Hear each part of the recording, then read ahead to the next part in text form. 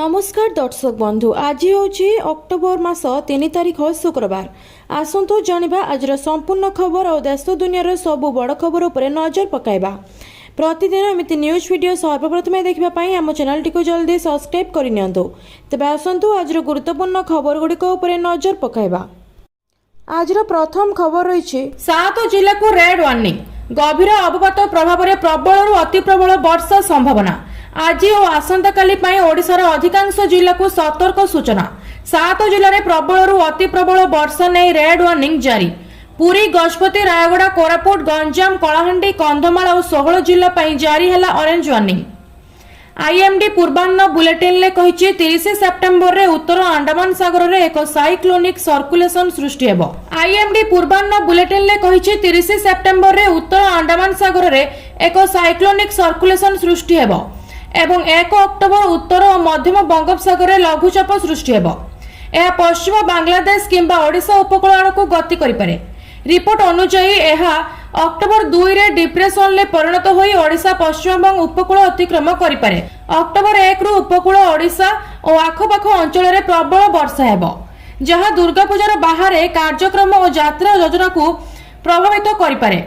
2 और 3 अक्टोबर रे बालेश्वर, भद्रक, जाजपुर, मयूरभंज, केन्दुझर, देवगढ़, ढेंकानाल, सुंदरगढ़, बरगढ़, झारसुगुड़ा, संबलपुर, बलांगीर, बौद्ध, सोनपुर, अनुगुल, नुआपड़ा आदि जिले में मध्यम धरणर वर्षा हेबो। परवर्ती खबर रही एणिकी 100 टंकिया नोट नुहे कॉइन ले हेबो कारबार। जानतु देश रे केते प्रकार कॉइन हेउची व्यवहार। भारत सरकार संप्रति राष्ट्रीय स्वयंसेवक संघ 100तम वार्षिक उत्सव उपलक्षे एक स्वतंत्र 100 टंकार मुद्रा एवं एक डाक टिकेट जारी करी ऐतिहासिक पदक्षेप नैछंती।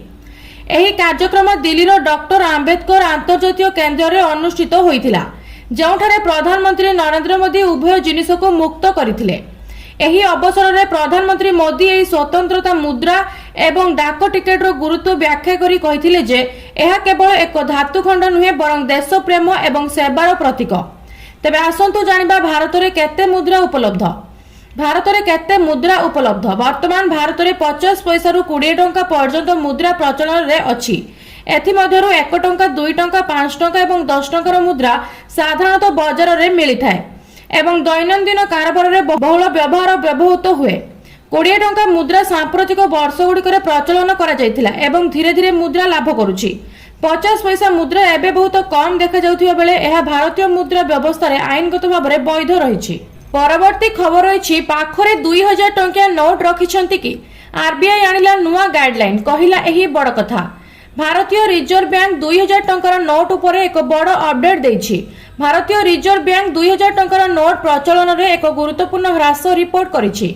30 सेप्टेम्बर 2025 सुधा एही नोट गुड़िकर मोट मूल्य 5884 कोटी रु ह्रास पाइछि। मे 2023 रे जेतेबेले प्रत्याहार घोषणा करा जायतिला सेमानकर मूल्य 3.56 लाख कोटी टंका थिला, जहा वर्तमानर परिस्थिति रे एक बड़ ह्रास। तथापि एही नोट गुड़िकर प्रचलन पूर्व प्रत्याहार पई जारी करा जायछि।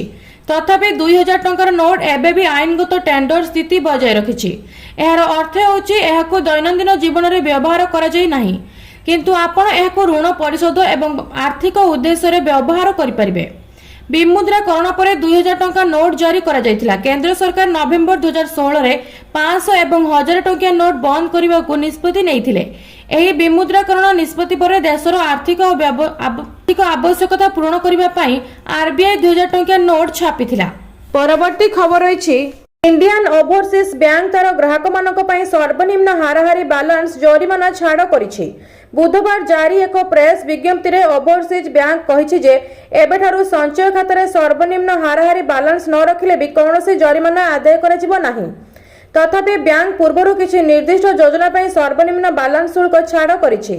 एही छाड़ वर्तमान अन्य समस्त स्कीम उपरे करा जायछि, जहार एकमात्र उद्देश्य बैंक अकाउंटधारी को आश्वस्ति प्रदान करिबा। बैंक रो उद्देश्य कौन? बैंक रो परिचालन निर्देशक एवं सीईओ अजय कुमार श्रीवास्तव एही निष्पत्ति उपरे खुशी प्रकाश करी कहिसंती जे बैंक एहार अकाउंटधारी को आश्वस्ति देबाकू चाहुछि। सेमाने विश्वास करନ୍ତି जे एहा ग्राहक केंद्रिक चिंताधारा एवं आर्थिक अभ्यास गुडी को प्रोत्साहित करिबो, जहा ग्राहक मानकू लाभदायक करिबो। ବ୍ୟାଙ୍କିଂ ମଧ୍ୟ ସମସ୍ତଙ୍କ ପାଇଁ ସହଜ ହେବ। ଗ୍ରାହକମାନେ ବ୍ୟାଙ୍କର ସେବାର ଲାଭ ଉଠାଇ ପାରିବେ। ବ୍ୟାଙ୍କ ଆହୁରି କିଛି କହିଛି ଯେ ପୂର୍ବ ନିୟମଗୁଡ଼ିକ ସେପ୍ଟେମ୍ବର 30, 2025 ପର୍ଯ୍ୟନ୍ତ କାର୍ଯ୍ୟକାରୀ ହେବ। ଏହାର ଅର୍ଥ ହେଉଛି ବ୍ୟାଙ୍କ ସେ ପର୍ଯ୍ୟନ୍ତ ସମାନ ଶୁଳ୍କ ଆଦାୟ କରିବ। ପରବର୍ତ୍ତୀ ଖବର ରହିଛି ବିଜୟ ଦଶମୀରେ ଖସିଲା ସୁନା ଦର। ଜାଣନ୍ତୁ ଆଜି କେତେ ଅଛି 10 ଗ୍ରାମ ଗୋଲ୍ଡ ଦାମ। ଦଶହରା ଅବସରରେ ଆଜି ସୁନା ଦରର ପ୍ରବଳ ହ୍ରାସ ଘଟିଛି। ଏହା 5 ଦିନିଆ ବୃଦ୍ଧିକୁ ଅଟକାଇ ଦେଇଛି, ଯାହା କ୍ରେତାମାନଙ୍କୁ ଯଥେଷ୍ଟ ଆଶ୍ୱସ୍ତି ଦେଇଛି। ଗତ ମାସ ଧରି ଭାରତରେ ସୁନା ମୂଲ୍ୟ ରେକର୍ଡ ସ୍ତର ନିକଟରେ ରହିଥିଲା, ଯାହାଫଳରେ ଲୋକମାନେ ପର୍ବ ଋତୁରେ ସୁନା କିଣିବା କଷ୍ଟକର ହୋଇପଡ଼ିଥିଲା। ନବରାତ୍ରି ପରେ ଧନତେରସ ଏବଂ ଦୀପାବଳିରେ ସୁନା ମୂଲ୍ୟ ବୃଦ୍ଧି ପାଇବାର ଆଶା କରାଯାଉଛି। ସୁନାର ମୂଲ୍ୟ କେତେ ହ୍ରାସ ପାଇଛି? ଆନ୍ତର୍ଜାତୀୟ ବଜାରରେ ସ୍ପଷ୍ଟ ସୁନା ମୂଲ୍ୟ ଗୁରୁବାର ଦିନ ପ୍ରତି ଆଉନ୍ସ $30,900ର ସର୍ବକାଳୀନ ସର୍ବୋଚ୍ଚ ସ୍ତରରେ କାରବାର କରିବା ପରେ ସ୍ଥିର ରହିଛି। ଏହି ସମୟରେ ଆମେରିକୀୟ ଡଲାର ସୂଚକାଙ୍କ 97.72ରେ ସ୍ଥିର ରହିଛି, ଯାହା ବିଶ୍ୱ ସୁନା ମୂଲ୍ୟର ଆଉ କୌଣସି ବୃଦ୍ଧିକୁ ସୀମିତ କରିଛି। ଗୁରୁବାର ଅକ୍ଟୋବର 2ରେ ଭାରତରେ 24 କ୍ୟାରେଟ୍ ସୁନାର ମୂଲ୍ୟ ପ୍ରତି 10 ଗ୍ରାମ 550 ଟଙ୍କା ହ୍ରାସ ପାଇ 1,18,690 ଟଙ୍କା ହୋଇଛି। ଆଜି 22 କ୍ୟାରେଟ୍ ସୁନାର ମୂଲ୍ୟ 500 ଟଙ୍କା ହ୍ରାସ ପାଇ 1,08,800 ପ୍ରତି 10 ଗ୍ରାମ ପିଛା ହୋଇଛି। ଏହି ସମୟରେ 18 କ୍ୟାରେଟ୍ ସୁନାର ମୂଲ୍ୟ ପ୍ରତି 10 ଗ୍ରାମ ପିଛା 3,380 ହ୍ରାସ ପାଇ 89,020 ଟଙ୍କା ପହଞ୍ଚିଛି। ଗୋଟିଏ ଝଟକାରେ ମୂଲ୍ୟ ଏତେ ହ୍ରାସ ପାଇଛି। 24 କ୍ୟାରେଟ୍ ସୁନାର 100 ଗ୍ରାମ ମୂଲ୍ୟ ଏବେ 5,500 ହ୍ରାସ ପାଇ 11,86,900ରେ ପହଞ୍ଚିଛି। ପରବର୍ତ୍ତୀ ଖବର ରହିଛି ଗ୍ରାହକଙ୍କ ପକେଟ ଉପରେ ମହଙ୍ଗା ମାଡ଼। ଆଧାର କାର୍ଡ ଅପଡେଟ୍ ପାଇଁ ଦେବାକୁ ପଡ଼ିବ ଅଧିକ ଟଙ୍କା। ଆପଣଙ୍କ ଆଧାର କାର୍ଡ ଅପଡେଟ୍ କରିବା ପାଇଁ ଏବେ ଆପଣଙ୍କ ୱାଲେଟ୍ ଉପରେ ବୋଝ ହୋଇପାରେ। ଭାରତୀୟ ଅନନ୍ୟ ପରିଚୟ ପ୍ରାଧିକରଣ ଆଧାର ସମ୍ବନ୍ଧୀୟ ସେବା ପାଇଁ ଶୁଳ୍କ ବୃଦ୍ଧି ଘୋଷଣା କରିଛି। ଏହି ନୂତନ ଶୁଳ୍କ 1 ଅକ୍ଟୋବର 2025ରୁ ଲାଗୁ ହେବ ଏବଂ 30 ସେପ୍ଟେମ୍ବର 2028 ପର୍ଯ୍ୟନ୍ତ ବୈଧ ରହିବ। ପରବର୍ତ୍ତୀ ହାର ଚାର୍ଟ 1 ଅକ୍ଟୋବର 2028ରୁ 30 ସେପ୍ଟେମ୍ବର 2031 ପର୍ଯ୍ୟନ୍ତ ଲାଗୁ ହେବ। UIDAI ପୂର୍ବରୁ ଯେଉଁ ସେବା ପାଇଁ 50 ଟଙ୍କା କିମ୍ବା 100 ଟଙ୍କା ନେଉଥିଲା, ଏବେ ତାହା ଯଥାକ୍ରମେ 75 ଟଙ୍କା ଏବଂ 125 ଟଙ୍କା ହେବ। ଏବଂ କେବଳ ଏତିକି ନୁହେଁ, ପରବର୍ତ୍ତୀ ଚକ୍ର ଅର୍ଥାତ୍ 2028ରୁ ଏହି ହାରଗୁଡ଼ିକ ଆହୁରି ବୃଦ୍ଧି ପାଇବ। କେଉଁ ସେବାଗୁଡ଼ିକ ମହଙ୍ଗା ହୋଇଛି? ପୂର୍ବରୁ ଯେଉଁ ଅପଡେଟ୍ ପାଇଁ 50 ଟଙ୍କା ଖର୍ଚ୍ଚ ହେଉଥିଲା, ତାହା ଏବେ 75 ହେବ। ଏଥିରେ ନାମ, ଠିକଣା, ମୋବାଇଲ ନମ୍ବର ଏବଂ ଜନ୍ମ ତାରିଖ ଭଳି ଜନସଂଖ୍ୟାଗତ ସୂଚନା ଅପଡେଟ୍ କରିବା ଅନ୍ତର୍ଭୁକ୍ତ। ବାୟୋମେଟ୍ରିକ ଅପଡେଟ୍, ଯାହା ପୂର୍ବରୁ 100 ମୂଲ୍ୟର ଥିଲା, ତାହା ଏବେ 125ରେ ଖର୍ଚ୍ଚ ହେବ। ଏହି ପରିବର୍ତ୍ତନ 2025ରୁ 2028 ମଧ୍ୟରେ କାର୍ଯ୍ୟକାରୀ ହେବ, କିନ୍ତୁ ଏହି ସେବାଗୁଡ଼ିକ ପାଇଁ ଶୁଳ୍କ 2028ରୁ 2031 ମଧ୍ୟରେ ଆହୁରି ବୃଦ୍ଧି ପାଇବ। ପରବର୍ତ୍ତୀ ଖବର ରହିଛି PM କିଷାନରୁ ଏମାନେ ପଡ଼ିଲେ ବାଦ୍। ଦେଖନ୍ତୁ ଲିଷ୍ଟ। କୃଷି ଓ କୃଷକ ସଶକ୍ତିକରଣ ବିଭାଗ ପକ୍ଷରୁ ଆୟୋଜିତ ରାଜ୍ୟସ୍ତରୀୟ PM କିଷାନ ସମ୍ମାନ ନିଧି କାର୍ଯ୍ୟକ୍ରମରେ ଶନିବାର ମୁଖ୍ୟମନ୍ତ୍ରୀ ମୋହନ ଚରଣ ମାଝୀ ଯୋଗଦେଇ ରାଜ୍ୟର ଚାଷୀମାନଙ୍କୁ PM କିଷାନ ସହାୟତା ରାଶିର 20ତମ କିସ୍ତି ପ୍ରଦାନ କରିଛନ୍ତି।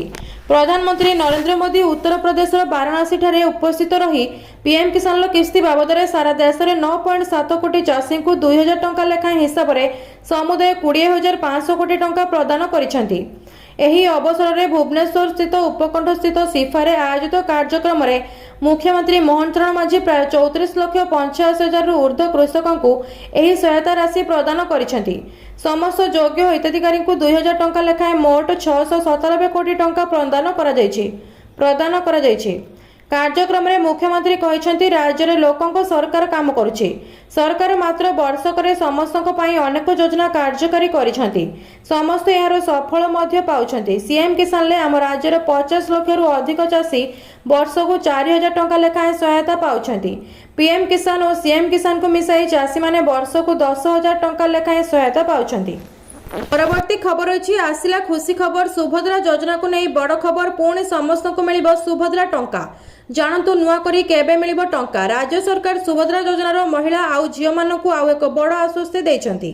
ତୃତୀୟ କିସ୍ତିରେ ଯେତେ ବାଦ୍ ପଡ଼ିଥିବା ସମସ୍ତ ହିତାଧିକାରୀମାନଙ୍କୁ ଟଙ୍କା ଆସିବ। ସୁଭଦ୍ରା ପୋର୍ଟାଲରେ ଅଯୋଗ୍ୟ ହିତାଧିକାରୀ ପ୍ରସଙ୍ଗରେ ଉପମୁଖ୍ୟମନ୍ତ୍ରୀ ପ୍ରଭାତୀ ପରିଡ଼ା ଗଣମାଧ୍ୟମକୁ ସୂଚନା ଦେଇଛନ୍ତି। ଉପମୁଖ୍ୟମନ୍ତ୍ରୀ କହିଛନ୍ତି ଯେ EKYC ଡାଟା ଏଣ୍ଟ୍ରିରେ କିଛି ତ୍ରୁଟି ଯୋଗୁଁ କେତେକ ଯୋଗ୍ୟ ହିତାଧିକାରୀଙ୍କୁ ଅଯୋଗ୍ୟ ଦର୍ଶାଯାଇଛି। ସେଥିପାଇଁ କିଛି ଯୋଗ୍ୟ ହିତାଧିକାରୀ ଦ୍ୱିତୀୟ କିମ୍ବା ତୃତୀୟ କିସ୍ତି ଟଙ୍କା ପାଇପାରି ନାହାନ୍ତି। ଏ ସମସ୍ୟାର ସମାଧାନ ଖୁବ୍ ଶୀଘ୍ର କରାଯିବ। ଖୁବ୍ ଶୀଘ୍ର ଅଙ୍ଗନବାଡ଼ିମାନେ ଗାଁ ଗାଁକୁ ଯାଇ ସର୍ଭେ କରିବେ। ସର୍ଭେ ରିପୋର୍ଟ ପୋର୍ଟାଲ ଗ୍ରିଭାନ୍ସ ରେ ଅପଲୋଡ ହେବ। ଯାଞ୍ଚ ପରେ ଯୋଗ୍ୟ ହିତାଧିକାରୀ ମାନଙ୍କୁ ଦ୍वितीय କିସ୍ତି ମିଳିବ ଏବଂ ଯେଉଁମାନେ ଦ୍वितीय କିସ୍ତି ପାଇଥିବେ ଏବଂ ତୃତୀୟ କିସ୍ତି ପାଇନଥିବେ ସେମାନଙ୍କୁ ବି କିସ୍ତିର ଟଙ୍କା ମିଳିବ। ତେଣୁ ଚିନ୍ତା କରିବାର କିଛି ନାହିଁ ବୋଲି ଉପମୁଖ୍ୟମନ୍ତ୍ରୀ କହିଛନ୍ତି। ସୂଚନାଯୋଗ୍ୟ ଯେ ରାଜ୍ୟ ସରକାରଙ୍କ ବହୁତ ସୁଭଦ୍ରା ଯୋଜନା ଗତ ବର୍ଷ ନରେନ୍ଦ୍ର ମୋଦିଙ୍କ ଜନ୍ମଦିନରୁ ଆରମ୍ଭ ହୋଇଛି। ଖବର ଅଛି ଦୀପାବଳିରେ ନୂଆ କାର କିଣିବାକୁ ଚାହୁଁଛନ୍ତି କି? ଏମିତି କଲେ ଦାମୀ କାର ବି ଶସ୍ତାରେ କିଣିପାରିବେ। ଭାରତରେ ଦୀପାବଳି କେବଳ ଆଲୋକ ଏବଂ ଉତ୍ସବର ପର୍ବ ନୁହେଁ, ବରଂ ଏହାକୁ ନୂଆ ଗାଡ଼ି କିଣିବା ପାଇଁ ଏକ ଶୁଭ ସମୟ ଭାବରେ ବିବେଚନା କରାଯାଏ। କାର କମ୍ପାନୀଗୁଡ଼ିକ ଗ୍ରାହକମାନଙ୍କୁ ଆକର୍ଷିତ କରିବା ପାଇଁ ସ୍ୱତନ୍ତ୍ର ଅଫର ଏବଂ ରିହାତି ପ୍ରଦାନ କରନ୍ତି। ଯଦି ଆପଣ ଏହି ଦୀପାବଳିରେ ଏକ ନୂତନ କାର କିଣିବାକୁ ଚିନ୍ତା କରୁଛନ୍ତି, ତେବେ କିଛି ସ୍ମାର୍ଟ ଟିପ୍ସ ଗ୍ରହଣ କରି ଆପଣ ହଜାର ହଜାର ଟଙ୍କା ସଞ୍ଚୟ କରିପାରିବେ। ତେବେ ଆସନ୍ତୁ ସେଗୁଡ଼ିକ ବିଷୟରେ ଜାଣିବା। ଅଫରର ଲାଭ ଉଠାନ୍ତୁ। ପ୍ରାୟ ସମସ୍ତ ଅଟୋମେକର ମାନେ ଦୀପାବଳି ସମୟରେ ବିଭିନ୍ନ ଅଫର ପ୍ରଦାନ କରନ୍ତି, ଯେପରିକି ନଗଦ ଡିସ୍କାଉଣ୍ଟ, ଏକ୍ସଚେଞ୍ଜ ବୋନସ ଏବଂ ଲୟାଲ୍ଟି ବୋନସ।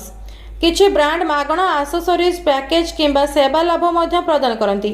ଏହି ଅଫରଗୁଡ଼ିକୁ ମିଶ୍ରଣ କରି ଗ୍ରାହକମାନେ 20,000ରୁ 1 ଲକ୍ଷ ପର୍ଯ୍ୟନ୍ତ ସଞ୍ଚୟ କରିପାରିବେ। ଅନଲାଇନ୍ ଏବଂ ଅଫଲାଇନ୍। ଆଜିକାଲି ଅନେକ ଅନଲାଇନ୍ ପୋର୍ଟାଲ ଏବଂ ଇ-କମର୍ସ ପ୍ଲାଟଫର୍ମ ମଧ୍ୟ କାର କ୍ରୟ ଡିଲ୍ ପାଇଁ ପ୍ରଦାନ କରୁଛନ୍ତି। ଏହି ମୂଲ୍ୟଗୁଡ଼ିକ ପ୍ରାୟତଃ ଡିଲରସିପ୍ ତୁଳନାରେ କମ୍। ତେଣୁ କ୍ରୟ କରିବା ପୂର୍ବରୁ ଅନଲାଇନ୍ ଏବଂ ଅଫଲାଇନ୍ ଉଭୟ ମୂଲ୍ୟ ଯାଞ୍ଚ କରିବାକୁ ନିଶ୍ଚିତ କରନ୍ତୁ। ପରବର୍ତ୍ତୀ ଖବର ରହିଛି ଭୁବନେଶ୍ୱରରେ ପେଟ୍ରୋଲ ଏବଂ ଡିଜେଲ ଦର ଜାଣନ୍ତୁ କେତେ ରହିଛି ଦାମ। ପେଟ୍ରୋଲ ଏବଂ ଡିଜେଲ ଦାମ ପ୍ରତିଦିନ ବଦଳିଥାଏ।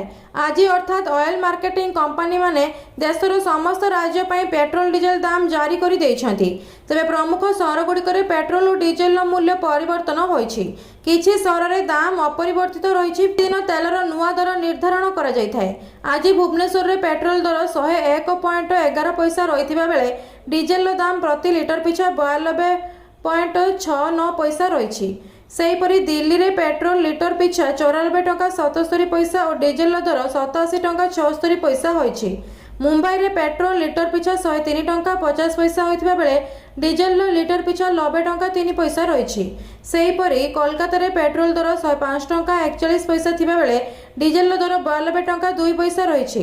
ଚେନ୍ନାଇରେ ପେଟ୍ରୋଲ ଦର 100.80 ଥିବା ବେଳେ ଡିଜେଲର ଦର 92.39 ରହିଛି। ପ୍ରତ୍ୟେକ ଦିନ ସକାଳ 6ଟାରେ ପେଟ୍ରୋଲ ଏବଂ ଡିଜେଲ ଦାମର ପରିବର୍ତ୍ତନ ହୋଇଥାଏ।